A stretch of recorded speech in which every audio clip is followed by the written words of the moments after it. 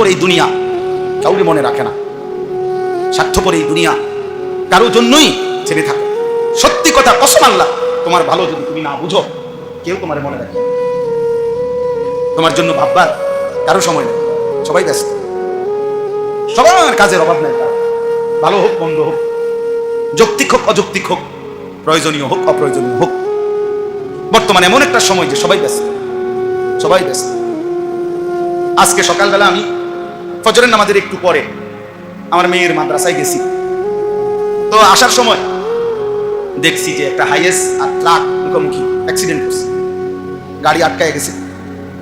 তো হাইয়েস গাড়িটার এই মাইক্রোটার ড্রাইভার একদম ভিতরে ঢুকে গেছে। অনেক কষ্টে ভাইয়া ভুইয়া যখন তারা বের করছে, কিছুক্ষণ পরে বেচারা মারা গেছে। জীবন্ত মানুষ, জলজ্জান্ত মানুষ গাড়িটা চালাচ্ছিল, এমন মানুষটা মরে গেছে।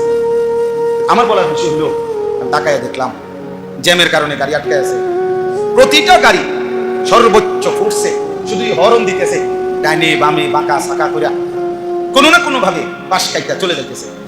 কেউ থামলো না, কেউ থামলো, কোনো ড্রাইভার আর থামে না, প্যাসেঞ্জারও।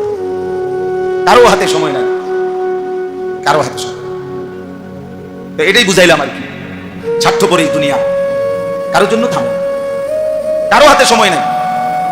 একদিন এটাই মনে পড়বে, হয় দুনিয়াতে নয়তো আখিরাতে, হয় অসুস্থ হয়ে গেলে নয় পঙ্গু হয়ে গেলে। একদিন সত্যি সত্যি কসম আল্লাহর মনে পড়বে, সুখের এই বন্ধুরা কেউ নাই। মোবাইলের ওই নর্তকী ধোকা ছিল, অশ্লীল ছবি ধোকা ছিল।